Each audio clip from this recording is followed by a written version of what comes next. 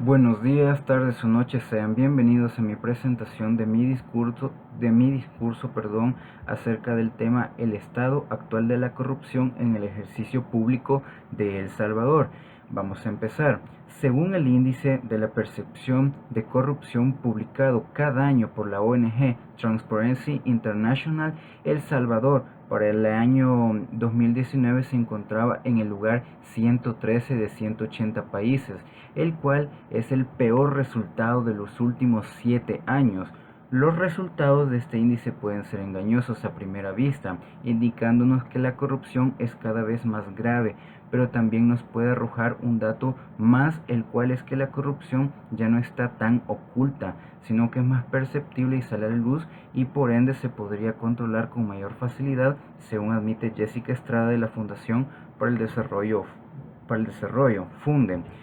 Vamos a hacer un pequeño repaso acerca de la corrupción, es decir, sus orígenes y cómo se conceptualiza.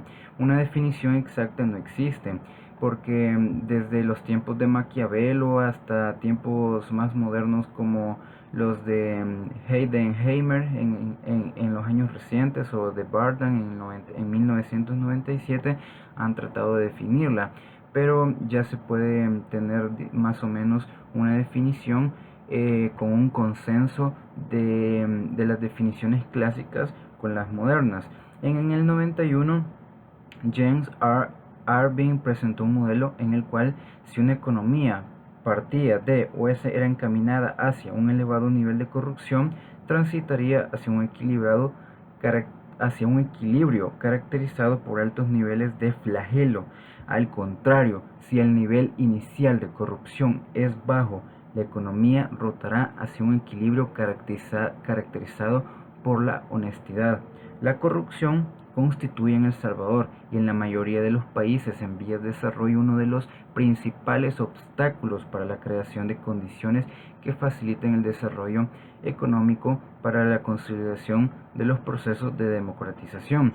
Sin embargo, para enfrentar el problema de la corrupción no basta con endurecer las leyes de transparencia.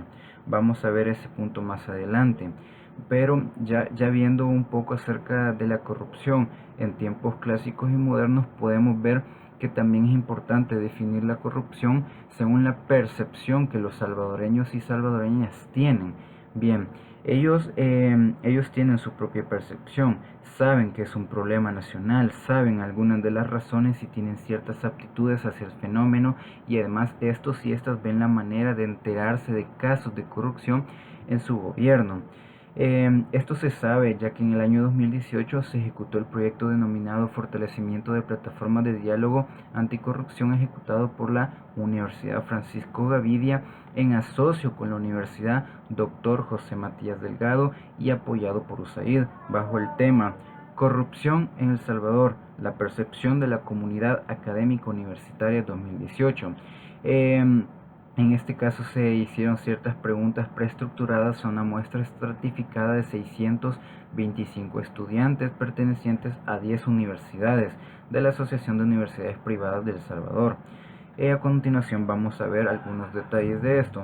Por ejemplo, tengo un apartado que con la pregunta: ¿existe corrupción en el ejercicio público en El Salvador?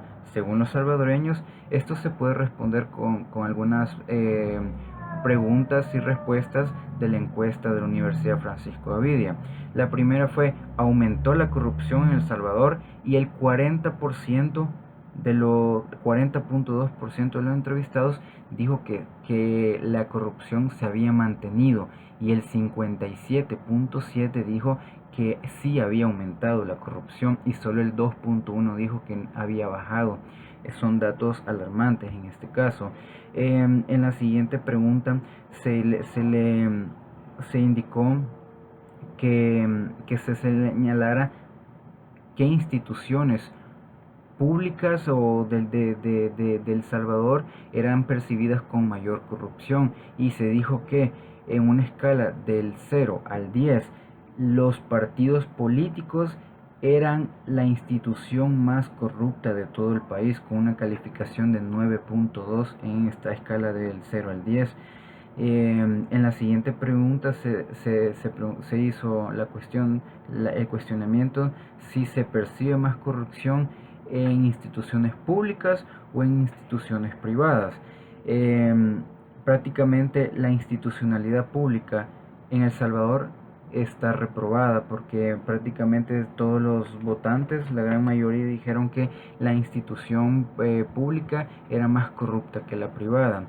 En la siguiente pregunta se buscaba saber qué tan tolerantes eran los estudiantes salvadoreños ante la corrupción y el 78.6% de los entrevistados dijo que no toleraban para nada la corrupción.